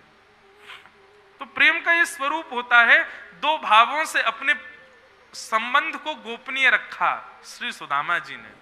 पहला भाव तो प्रेम गोपनीय हो उतना बढ़ता है। दूसरा भाव, कहीं मेरी दीनता पर, मेरी दीनता को देख करके कोई ठाकुर जी पर प्रश्न ना उठावे। बनते भक्तवत्सल, बकते दीनानाथ, और यहां देखो स्वयं का सखा ही इस अवस्था में है, कहीं कोई ऐसा ना कह दे। इसलिए सुदामा जी ने कभी प्रचार नहीं किया।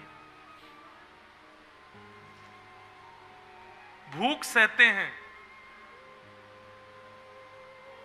टीकाकार वर्णन करते हैं कि श्री सुदामा जी महाराज नित्य घर आते और घर आकर के उनके छोटे छोटे बालक रोते, पिताजी 3 दिन हो गए कुछ पाया नहीं है, आज बहुत जोर की भूख लगी है। तो सुदामा जी जाते रसोई घर में आदि सब देखते कुछ सामग्री मिल जाए, नहीं दिखती सुदामा जी को, तो सुदामा जी बाहर जाते और बाहर से ऐसे पत्थर लेके आते जो थोड़े आलू जैसे दिखते हों, और उन पत्थरों को लाके बच्चों को दिखाते, देखो आज हम आलू लेके आए हैं, बढ़िया इनको उबालेंगे, उबाल के नरम हो जाएंगे ना, तो बढ़िया इसमें नमक और मिर्च डाल के फिर पाएंगे।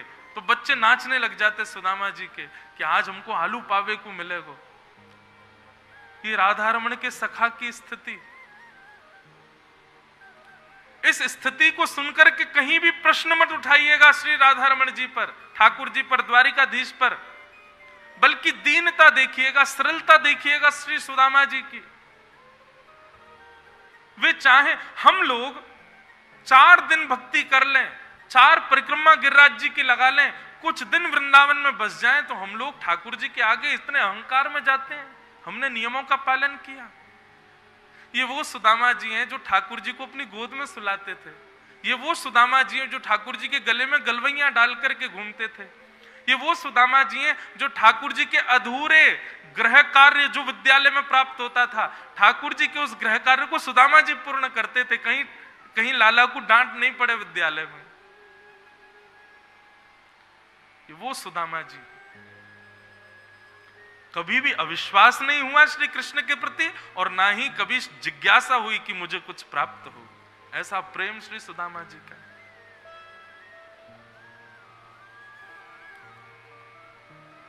आलू जैसे दिखने वाले उन पत्थरों को रख देते पतीले में जल भर के और बच्चों से कहते, देखो आलू पक रहे हैं, अब जब तक ये उबलेंगे, जब तक नरम होंगे, तब तक क्या करोगे? बोले क्या करें पिताजी? बोले आओ गोद में सर रखो, थोड़ी देर कृष्ण लीला सुनो, उसके बाद फिर हम लोग पाएंगे। कृष्ण लीला सुनाते सुनाते सुनाते सुनाते ऐसी मधुर वाणी में सुनाते श्री सुदामा जी कि सुनते सुनते थक हार के बालक सो जाते। और सुदामा जी बालकों को व्यवस्थित करके पतीले से उन आलूओं को वो पत्थरों को रख देते, जल को बाहर फेंके आते, एक कोने में बैठ करके ठाकुर जी का बड़ा अनुग्रह करते। बड़ी कृपा ठाकुर जी, आपका बड़ा अनुग्रह। सुशीला आकर के कहती, किस अनुग्रह की आप धन्यवाद करते हो ठाकुर जी को? हम लोग भूखे रहते हैं, हमारे पास अन्न नहीं होता, 4-4 दिन तक बालक हमारे भूखे प्यासे सोते हैं, और आप नित्य अनुग्रह करते हो ठाकुर जी का, नित्य धन्यवाद। किस बात का धन्यवाद करते हो आप? सुदामा जी कहते, अरे सुशीला, शास्त्रन में वर्णन है, जादना व्यक्ति निराहार होकर के एकादशी व्रत करे ना, बाकी के महीना के हर दिना में मानव ठाकुर जी को याद करे, लेकिन जादना निराहार है कि एकादशी को व्रत करे, वादना ठाकुर जी व वैष्णव को याद करें। पर मैं और तू कितने भाग्यशाली, दुनिया के लोग तो महीना में 2 बार एकादशी करें, पर मेरी तेरी तो हफ्ता हफ्ता भर की एकादशी, मतलब 1 हफ्ता तक ठाकुर जी हमको निराहार रख करके हमको स्मरण करें, हमारा स्मरण करें, श्री ठाकुर जी हमको याद करें। बंधुओं, ये वैष्णव का स्वरूप होता है, भगवत भक्त का स्वरूप होता है। वो अपने जीवन में घटने वाली प्रत्येक घटनाओं को सकारात्मक रूप से देख करके भगवत संबंधी बना देता है। कभी उसकी शिकायत ठाकुर जी से नहीं करता। जो भी हो रहा है सब लाल जी की कृपा है, इसमें कोई भलाई ही होगी, ऐसा भाव जान करके अपनी प्रत्येक स्थिति को स्वीकार करता है। ये वैष्णव का लक्षण है। सुदामा जी की इस दीन अवस्था को देख द्वारिकाधीश तो सब जानते हैं, बस द्वारिकाधीश प्रतीक्षा कर रहे थे कि सुदामा कभी कह दे, प्रचार करे कि श्री कृष्ण मेरे सखा हैं। पर ठाकुर जी ने देखा कि आज तक सुदामा ने कभी प्रचार नहीं किया, तो भगवान एक भिक्षुक का भेष धारण करके, द्वारिकाधीश एक भिक्षुक का भेष धारण करके सुदामा जी की नगरी में घूम रहे थे, और भ्रमण करते करते सुदामा जी के द्वार पर पहुंच गए। और सुदामा जी के द्वार पर जाकर के भिक्षाम देही भिक्षाम देही माते भिक्षाम देही, द्वारिकाधीश कह रहे हैं।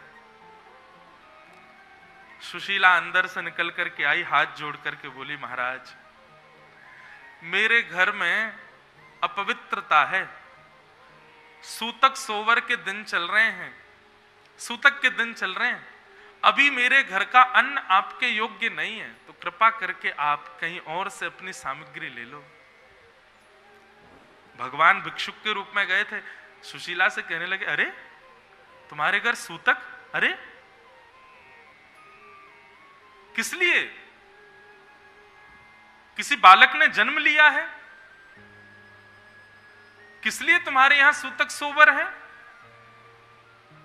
और बहन, यदि तुम्हारे यहां सूतक सोवर का क्रम है तो कुछ दिन बाद तो निवृत्ति हो जाएगी ना, कुछ दिन बाद शुद्धि हो जाएगी, मैं तब आ जाऊंगा, आकर के ले जाऊंगा। सुशीला के नेत्रों में आंसू भर आए, ठाकुर जी से कहने लगी, नहीं, हमारे यहां एक ऐसे बालक ने जन्म लिया है जिस बालक के जन्म लेने पर जीवन पर्यंत सोवर रहने वाला है, और उस बालक का नाम है निर्धनता। उस बालक का जन्म हमारे घर में हुआ है, और जब से इस बालक का जन्म हुआ है, जीवन पर्यंत जब तक मेरे और मेरे पतिदेव के प्राण नहीं चले जाएंगे तब तक सोवर ही रहने वाला है हमारे घर में। हमारे घर की कोई भी सामग्री किसी के योग्य नहीं है, कृपा करके आप प्रस्थान करो। भिक्षुक भेष में खड़े ठाकुर जी बोले, अरे ये किस घर की बात सुन रहा हूं मैं? उस घर की बात सुन रहा हूं जिस घर के मुखिया के मित्र साक्षात द्वारिकाधीश हैं, साक्षात सोने की नगरी के राजा। वे द्वारिकाधीश जिसके मित्र हैं, उसके घर में भला ये निर्धनता कैसे रह सकती है? सुशीला बोली, आपको किसी ने गलत जानकारी दी है, मेरे पतिदेव के कोई मित्र नहीं है द्वारिकाधीश। भिक्षुक भेष में ठाकुर जी बोले, देवी तुमसे छुपाया गया है ये भाव, और वास्तविकता यही है, तुम्हारे पतिदेव के साक्षात मित्र हैं द्वारिकाधीश। और यदि विश्वास नहीं होता तो जब तुम्हारे पतिदेव ध्यानस्थ बैठे हो तो जाकर के उनसे पूछ लेना द्वारिकाधीश से तुम्हारा क्या संबंध है। यदि वो विचलित हो जाएं तो समझ जाना कि उनके मित्र हैं द्वारिकाधीश। ऐसा कहकर के भिक्षुक तो चला गया। सुशीला भीतर गई, सुदामा जी ध्यानस्थ बैठे थे। सुशीला ने सामने जाकर के कहा, सुनिए मुझे आपसे कुछ बात करनी है। सुदामा जी बोले, हाँ बोलो। द्वारिकाधीश से आपका क्या संबंध है? ये बात सुनते ही सुदामा जी की जीभ लड़खड़ाने लगी और नेत्र उठा करके ऐसे सक पका के उन्होंने अपनी पत्नी को देखा। बोले, नहीं तो कोई भी नहीं, कुछ भी नहीं। किसने कहा? वो परमात्मा है, मैं जीवात्मा हूं, बस यही संबंध है। बोले, सच बताइए आपका क्या संबंध है? आपको अपने बालकों की सौगंध है। आपकी विचलितता और आपकी जीव का लड़खड़ाना मुझे बताता है कि आपका कोई तो संबंध है उनसे।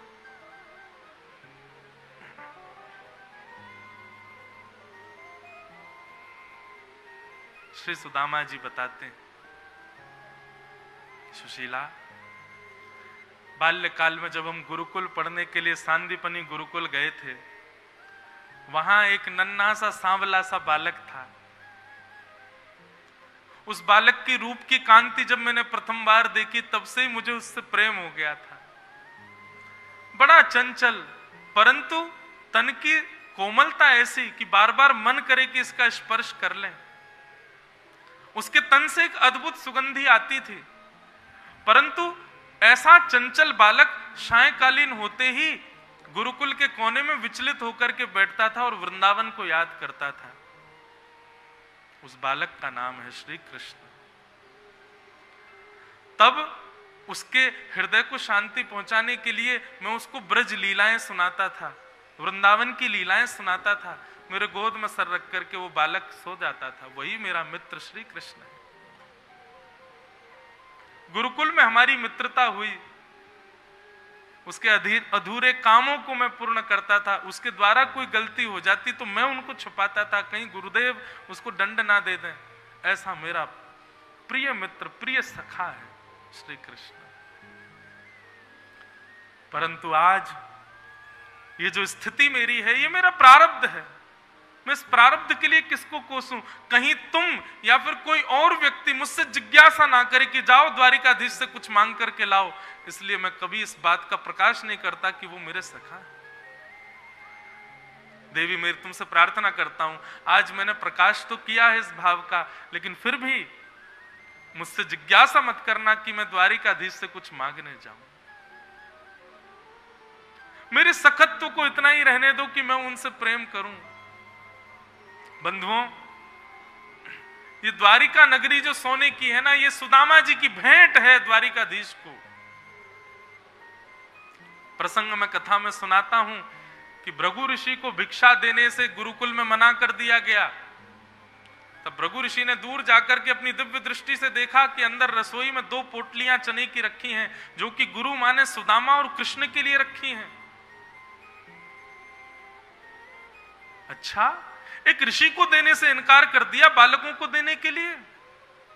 मां, मैं श्राप देता हूं, जिन बालों के ममत्व में आकर के तुमने ये पोटलियां मुझे नहीं दी है ना, इन पोटलियों को जो खाएगा वो निर्धन हो जाएगा, लक्ष्मीहीन हो जाएगा, श्रीहीन हो जाएगा। और जब भृगु ऋषि ये श्राप दे रहे थे, तब नन्हे से सुदामा जी, छोटे से सुदामा जी वहीं एक झाड़ी के पीछे बैठ करके तुलसी तोड़ रहे थे। सुदामा जी ने जैसे ही सुना कि उन चनों को खाने वाला श्रीहीन हो जाएगा,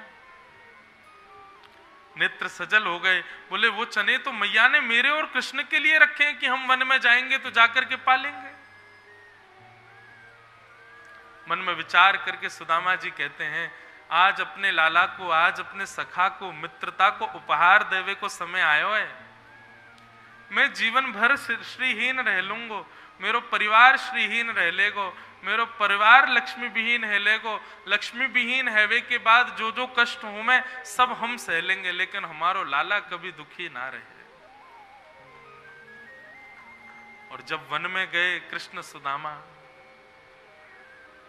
वैसे तो चतुर नहीं होता भक्त, लेकिन जहां ठाकुर जी को सुख देने का भाव आए, वहां चतुराई दिखाता है भक्त भी। श्री सुदामा जी ठाकुर जी से उन चनों की पोटलियों को मांगते हैं और ठाकुर जी से कहते हैं, ए लाला तू खार यहाँ चल लो, ले ये सुंदर सुंदर ये मैंने लकड़ी तोड़ी है, इनको तू लेके चल, और ये चना की पोटली मुझे दे दे, कहीं गेर देगो। ठाकुर जी लकड़ियों की पोटली लेके चलने लगे और सुदामा जी ने वो चने अपने हाथ में ले लिए। समय पाकर के एक वृक्ष देखा, दौड़ करके सुदामा जी वृक्ष के ऊपर चढ़ गए। ठाकुर जी जब तक ऊपर आते तब तक सुदामा जी ने एक एक चना अपने मुख में भर लिया। ठाकुर जी बोले, अरे सुदामा रुक जा, बा में मेरे चना हुए, मेरे हक के चना भी हैं, मैया ने तेरे मेरे दोनों उनके काजे दिए, तू अकेलो मत खा जाइयो।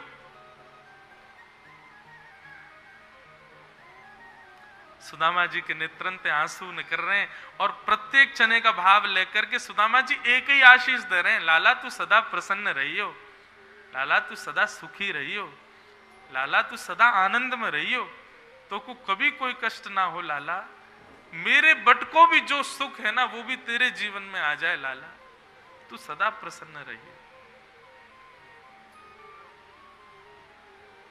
और हम लोग अपने आप को सखा मानते हैं ठाकुर जी का।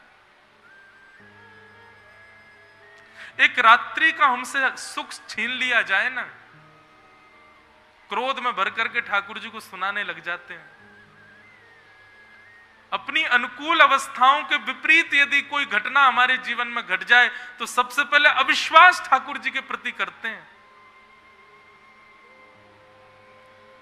और यहां सुदामा जी, उन्होंने अपना संपूर्ण जीवन, और केवल अपना ही नहीं, अपने से संबंध रखने वाली अपनी पत्नी, अपने से संबंध रखने वाले फूल जैसे कोमल बालकों का जीवन भी न्योछावर कर दिया कि हमारो द्वारिकाधीश प्रसन्न रहे, हमारो लाला सुखी रहे, हमारो सखा प्रसन्न रहे। इसलिए मैं कहता हूं, नवदा भक्ति में सख्य भक्ति हमारे अधिकार का विषय नहीं है बंधुओं, और इससे दूर ही रहें तो अच्छा है, हम नहीं कर सकते। ठाकुर जी के चित्त में एक क्षण के लिए तो भाव आया, सुदामा मेरे बट के चना खा गए हो, लेकिन वास्तव में सुदामा जी ने श्रीहीनता को अपनाया और अपने बट की जो लक्ष्मी थी वह भी ठाकुर जी को देगी। आज द्वारिकाधीश यदि स्वर्ण की नगरी में बैठते हैं, द्वारिकाधीश की संतान 56 भोग पाती है। अरे द्वारिकाधीश का हमारो ब्रज को लाला भी नित्य 56 भोग यदि लगा रहा है ना, ऐसे थाट में बैठो है ना, ये सब भी सुदामा जी की देन है हमारे लाला को। सुदामा जी ने कृपा करके दियो है लाला को। ऐसे सखा श्री सुदामा जी को हम प्रणाम करते हैं। 3 लक्षणों से युक्त हैं श्री सुदामा जी, विरक्तेंद्रिय, प्रशांतात्मा और जितेंद्रिय। 3 लक्षण यदि आपके भीतर नहीं है तो सख्य भक्ति का त्याग कर दीजिए। सबसे पहला विरक्तेंद्रिय, जो इंद्रियों में आसक्त है, किसी भी एक इंद्रिय में यदि आप आसक्त हो तो ठाकुर जी के सखा नहीं बन सकते आप। विरक्त इंद्रिय, जीव को जो दे दो स्वीकार, कानों को भगवत कथा स्वीकार, संसारिक उपभोगों के प्रति मन ना लगने वाले व्यक्ति को विरक्त इंद्रिय कहते हैं, जो अपनी इंद्रियों में आसक्त नहीं है। ऐसा प्रथम लक्षण। दूसरा लक्षण सुदामा जी का है प्रशांत आत्मा, अत्यंत शांत। एक तो होता है कम बोलने वाला और एक होता है मौन ही रहने वाला। सुदामा जी का नियम है वो मौन रहते हैं। बंधुओं, मेरे मन में पता नहीं क्यों ये भाव आता है कि ठाकुर जी बोलना तो चाहते हैं पर हम मौन रहते नहीं, इसलिए नहीं बोलते। वो मौन रहो ना, ठाकुर जी ने मौन व्रत कर रखा, जो हमको करना चाहिए वो ठाकुर जी करते हैं। मौन रहो, कम बोलो। जब बोलने का मन करे, जब मुख खोलो ना, तो कोई रसिकन की वाणी बोलो, भागवत जी के श्लोक बोलो, मानस जी की चौपाई बोलो। उसके अतिरिक्त इन शब्दों से कुछ और अनर्गल बोलने का प्रयास मत करो। और तीसरा लक्षण जितेंद्रिय। जितेंद्रिय का एक अर्थ तो इंद्रियों को जीतना होता है, पर मेरे मन का भाव ऐसा कहता है अपनी इंद्रियों को केवल और केवल भगवत संबंधी वस्तु प्रदान करना, इसका मतलब जितेंद्रिय। नेत्र केवल उसको देखेंगे जो भगवत संबंधी हो, कान केवल उसको सुनेंगे जो भगवत संबंधी हो, जिह्वा केवल उसका स्वीकार सेवन करेगी जो भगवत संबंधी हो। ऐसे 3 लक्षण जिसमें हैं वो ठाकुर जी का सखा। सुदामा जी महाराज चिंता में हैं कि पत्नी को पता चल गया द्वारिकाधीश मेरे मित्र हैं, और आज वही हुआ जो जिसके लिए भयभीत थे। आज भी बच्चों को जब भोजन नहीं मिला तो पत्नी ने सौगंध दे दी, बोले कि आपको मेरी सौगंध है, द्वारिकाधीश का दर्शन करने जाओ। अयम ही परमो लाभो उत्तम श्लोक दर्शनम। हे देवी, मेरे लिए परम लाभ की बात है कि मैं उनका दर्शन करने जाऊं, परंतु मैं सत्य बता रहा हूं, मैं नित्य नेत्रबंद करता हूं तो मुझे चित्त में ठाकुर जी दिख जाते हैं। पर देवी, कहीं तुम्हारी मंत्रणा यदि ऐसी है, भावना ऐसी है कि मैं द्वारिकाधीश से कुछ जिज्ञासा के साथ जाऊं, तो क्षमा करो, मैं नहीं जाऊंगा। अरे मैं कब कह रही हूं कि आप कोई जिज्ञासा से जाओ, आप केवल चले जाओ, क्योंकि सुशीला जानती है हमारा तन ऐसा हो चुका है सुदामा जी कि हम जिज्ञासा नहीं भी लेके जाएंगे ना तो हमारे आव भाव और तन की स्थिति देख करके सामने वाला समझ जाएगा कि स्थिति क्या है। जिज्ञासा तो बहुत दूर की बात, जिज्ञासा तो वो लेके जाते हैं जो अपने ऊपर मुखौटा चढ़ा के जाएं, अपनी स्थिति छुपा के जाएं। हम कहां तक छुपाएंगे? हमारे तो रोम रोम से पता चलता है कि हमारी स्थिति क्या है। सुदामा जी बोले इसलिए नहीं जाऊंगा मैं कि द्वारिकाधीश, मुझे बहुत बहुत लज्जा आएगी द्वारिकाधीश के सामने। ये बात वो व्यक्ति कह रहा है जिसने श्रीहीनता ठाकुर जी के सुख के लिए स्वीकार करी। वो कह रहा है कि मुझे लज्जा आती है ठाकुर जी के आगे जाने में। किस बात की लज्जा? अरे आपने अपने बट से दिया है ठाकुर जी को, फिर भी लज्जा? यही तो सखत्व है। पत्नी के बार बार कहने पर श्री सुदामा जी महाराज तैयार हुए, निकल गए। बोले देवी, मित्र के यहां, पुत्री के यहां, गुरुदेव के यहां खाली हाथ नहीं जाना चाहिए। सुशीला 4 घरों में गई और 4 घर से अलग अलग चावल लेकर के आई, ताकि जैसे ही द्वारिकाधीश देखेंगे तो चावलों की आकृति से ही पता लग जाएगा कि ये सुदामा के घर के नहीं है। 4 घर से 4 मुट्ठी चावल ला करके पोटली बना करके दे दी। सुदामा जी निकल पड़े द्वारिकाधीश से मिलने के लिए, इतने संकोच में है। चलते चलते रास्ता भटक गए, ना जाने कहां पहुंच गए। सुदामा जी तो वहीं अपने हाथ की तकिया लगा के सो गए। बोले द्वारिकाधीश तो को मिलना हो तो भैया तू यहीं आ जा, मेरे बस की तो ना है तेरे पास आनो। सुदामा जी सोए कहीं, परंतु अनायासी नेत्र खुले तो जय श्री कृष्ण जय श्री कृष्ण जय श्री कृष्ण नाम की ध्वनि प्रकट हो रही थी। नेत्र खोल करके देखा तो चारों तरफ स्वर्ण की नगरी, अटारियां बने हैं, महल बने हैं, चौबारे बने हैं, सब स्वर्ण के। जहां तक दृष्टि जा रही है स्वर्ण ही स्वर्ण दिखाई दे रहा है। ये सुदामा जी की बटकी लक्ष्मी है द्वारिका में। पर फिर भी सुदामा जी को इस बात का किंचित भी अहंकार नहीं।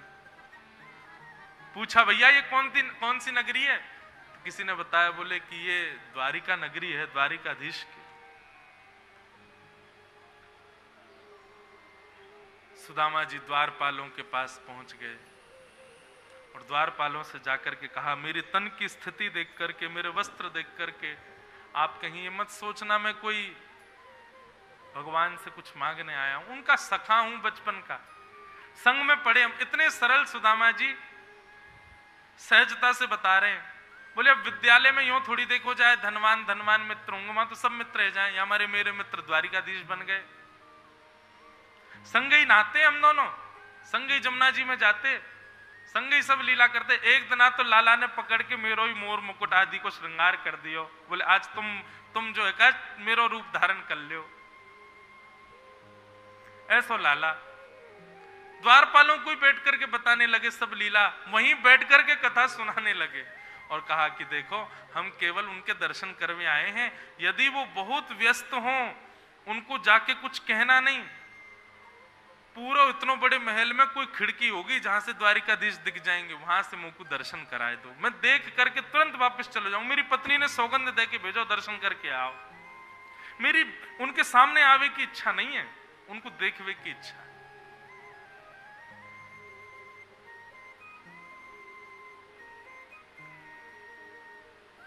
द्वारपालों के भी नेत्रों में आंसू आ गए सुदामा जी के भाव जान के। बोले आप विराजे, हमको पता लगा है कि द्वारिकाधीश अभी प्रसाद पा रहे हैं, हम जाके जिज्ञासा आपकी प्रकट कर देते हैं। नहीं नहीं नहीं ना, वो प्रसाद पा रहे हैं, बीच में आप भिक्षा। बोले नहीं, हमको आज्ञा है, संत आमे ब्राह्मण आमे तो ठाकुर जी को सूचना देनी होती है। द्वारपाल भीतर गए, ठाकुर जी प्रसाद पा रहे थे। द्वारपालों ने जाकर कहा, भगवान द्वार पर एक दीनहीन सा ब्राह्मण आया है, उसके वस्त्र देख करके लगता है कि एक ही जोड़ी है, उसी को ही बार बार धो के पहन लेता होगा। उसके तन की स्थिति ऐसी है कि एक एक हड्डी आप गिन सकते हैं, पर ललाट का तेज ऐसा लगता है कि कोई परम ज्ञानी है। त्रिकाल संध्या करने वाला ब्राह्मण भक्त लगता है। अपना नाम सुदामा बताया है और अपने आप को आपके सखा बता रहे हैं। बाल्यकाल में आप दोनों अवंतिका में संग पड़े। ठाकुर जी ने जैसे ही सुदामा नाम सुना, ठाकुर जी प्रसाद पा रहे थे, अपने प्रसाद के कवल को मुख तक ले जा रहे थे। जैसे ही कहा कि द्वार पर आपके अवंतिका में संग पड़ने वाले सखा सुदामा जी आए हैं, ठाकुर जी का हाथ वहीं रुक गया। दोबारा ठाकुर जी ने मुख ऊपर करके कहा, कौन आए हैं द्वार पर? आपके बचपन के सखा श्री सुदामा जी आए हैं। ठाकुर जी बोले, मेरे सखा सुदामा जी आए हैं? बोले जी भगवान। और तुम लोग उनको बाहर द्वार पर ही छोड़ करके आ गए, भीतर नहीं लेके? भगवान आप प्रसाद पा रहे थे, इतना तो सुना ही नहीं द्वारिकाधीश ने। अरे कम से कम हाथ धोते, थोड़ा थाली तो किनारे करते। ठाकुर जी अपने आसन से सीधे कूदे हैं, ना पादुका पहनी है, ना कुछ विचार किया है। मालाएं टूट टूट करके गिर रही हैं, कड़ूले निकल करके जा रहे हैं और ठाकुर जी दौड़ रहे हैं मुख्य द्वार की ओर और सबको बताते हुए जा रहे हैं, अरे मेरे सखा सुदामा जी आए हैं, मेरे परम सखा श्री सुदामा जी आए हैं। जिस प्रकार ठाकुर जी के घर आने की समाचार सुनकर के निर्बल दुर्बल विदुर और विदुरानी हो गए, ऐसे सुदामा के द्वार पर आने की खबर सुन के साक्षात द्वारिकाधीश दुर्बल हो गए। नेत्रों से अविरल अश्रुधार गिर रहे हैं, विचलित हो रहे हैं ठाकुर जी, पैर धर कहीं रहे हैं, जा कहीं रहे हैं, बस सुदामा आए हैं, सुदामा आए हैं, मेरे सखा सुदामा आए हैं। ऐसी स्थिति द्वारिकाधीश की। मुख्य द्वार पर सुदामा जी खड़े थे, द्वारिकाधीश ने जाकर के अंक में अपने भर लिया सुदामा जी को, और इतना कसके पकड़ लिया सुदामा जी को कि मानो नेका देर और ठाकुर जी पकड़ के रखते तो सुदामा जी विलीन ही हो जाते ठाकुर जी में। बार बार सुदामा जी के मुख को देखें, फिर अंक से लगामें, फिर देखें, फिर अंक से लगामें, ऊपर से नीचे तक उनके अंग प्रत्यंग को देख के फिर अंग से लगामें। साक्षात पराम्बा जगदम्बा लक्ष्मी स्वरूप को देख रही है। बड़े बड़े राजा, बड़े बड़े मंत्री, सेनापति इस दृश्य को देख रहे हैं। बोले इतने वर्ष हो गए द्वारिका में, इतने लोग आए, लेकिन ऐसा प्रेम द्वारिकाधीश का किसी के प्रति नहीं देखा। ठाकुर जी के हाथ में अभी भी सब्जी लगी है, थोड़ी सी रोटी के अंश लगे हैं, कढ़ी को भाव लगो है, वे सब ठाकुर जी विचार ही नहीं कर रहे, बस सुदामा को अंग से लगाते जा रहे हैं। ऐसा प्रेम। गले में गलवैया डाल करके सुदामा जी को अपनी नगरी के भीतर, अपने महल के भीतर द्वारिकाधीश लेकर के जा रहे हैं, और बीच बीच में पता नहीं कैसा प्रेम प्रस्तुत होता है, रोक करके सुदामा जी को फिर हृदय से लगा लेते हैं, और फिर हृदय से लगा कहते अब चलो, और थोड़ी देर बाद फिर याद आती है, फिर हृदय से लगा लेते हैं। सब देख करके कह रहे हैं ये ठाकुर जी को हुआ क्या है आज। यदि सखा बने ना ठाकुर जी के तो ऐसी स्थिति होगी। त्याग तो बहुत है, विरक्ति तो बहुत है सखा बनने में, लेकिन जो सुख है, जो आनंद है, वो चरमोत्कृष्ट है। द्वारिकाधीश ने सुदामा जी को ले जाकर के अपने सिंहासन पर विराजमान किया। देख सुदामा की दीन दशा, करुणा करके करुणा निधि रोए, पानी परात को हाथ छुयो नहीं, नैनन के जल सो पग धोए। ठाकुर जी के नेत्रों से अश्रुपात हो रहा है, और उन्हीं अश्रु जलों से ठाकुर जी सुदामा जी के चरण धो रहे हैं। बंधु, अब बीच का प्रसंग तो लगभग सबको पता है कि ठाकुर जी ने पोटली छीन ली, 4 मुट्ठी खा गए, सबरो वैभव सुदामा जी को दे दिया। भगवान की सब पटरानियां आदि प्रणाम करने आई, सबको प्रणाम करते करते सुदामा जी हार गए, तो ठाकुर जी से बोले लाला तू प्रणाम कर ले, मैं तो को आशीर्वाद दे लूं। तो 16,108 पटरानियों की ओर से द्वारिकाधीश प्रणाम कर रहे हैं, और सुदामा जी उनको आशीर्वाद दे रहे हैं। यहां तक का प्रसंग तो है ही, पर अब ऐसा प्रेम देख करके ये बात तो लगती होगी कि सुदामा जी को ठाकुर जी ने 10-15 दिन रोका होगा द्वारिका में, पर नहीं। सुदामा जी मन में विचार करने लगे, इतना प्रेम कर रहा है लाला, ते आज कहूंगा ना कि लाला ठीक है मैं चलूं, तो ये 2-4 दिन तो मोह रोके ही लेगो, तो मैं आज से ही कहना शुरू कर दूं ताकि 3-4 दिन में छुट्टी मिल जाए। सुदामा जी ने कही लाला पेट भर गयो, और बढ़िया भैया आनंद आगो, तेरी सबरी पत्नी ते मैं मिल लियो, अब मुंह को जावे की आज्ञा दे। ठाकुर जी बोले ठीक है सुदामा जी, आप प्रस्थान करो। सुदामा जी बोले मुझे तो लगी 3-4 दिन रोकेगो, जे तो बोलो ठीक है सुदामा जी निकल जाओ। सुदामा जी बोले अच्छो भैया ठीक है हम जा रहे हैं। हाँ सुदामा जी प्रेम से जाइयो। रुक्मणी जी आई पीछे से हाथ पकड़े ठाकुर जी का, बोले अरे आपके यहाँ ऐसे अरे गहरे राजा आ जाते हैं, उनको आप 10-10 दिन रोकते हो, ये तो आपकी सखा हैं, इनको तो कम से कम 3-4 दिन, देखो पाँव में छाले पड़े, उनके स्थिति ऐसी दयनीय हो रखी, उनको थोड़ा रोक लीजिए ना, थोड़ा शिष्टाचार तो दिखाओ। ठाकुर जी तुम चुप रहो। ठीक है सुदामा जी आप निकलो। सुदामा जी बोले मुझे तो कोई अपराध बन गो होगा तभी लाला रोक ना रहे हो। सुदामा जी जैसे चले गए, रुक्मणी जी को आज पहली बार क्रोध आया। ठाकुर जी को पकड़ के बोली आपने रोका क्यों नहीं उनको, वैसे तो आप इतने दीन बन रहे थे और अचानक से ऐसे निष्ठुर हो गए क्यों, कह दिया ठीक है जाओ। अरे रुक जाते 10-5 दिन रुक के आराम करके चले जाते। ठाकुर जी कहते हैं रुक्मणी श्री सुदामा जी महाराज द्वारिका के लिए प्रस्थान किए हैं और उनकी सकुशलता के लिए वहां घर में सुशीला भाभी व्रत कर रही है। अन्न जल त्याग करके दीप जला करके सुबह से बैठ जाती है कि मेरे पति मेरा सुहाग सकुशल वापस आवे।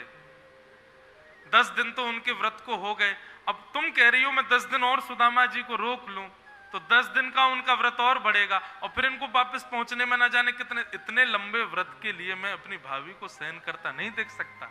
सुदामा जी अभी जाएंगे और बीच में मेरी माया थोड़ा मार्ग थोड़ा ऐसा कर देगी, ये अभी शाम तक ही पहुंच जाएंगे और जैसे ये पहुंचेंगे तो मेरी भाभी का व्रत पूर्ण हो जाएगा, इसलिए मैं सुदामा जी को रोक नहीं रहा।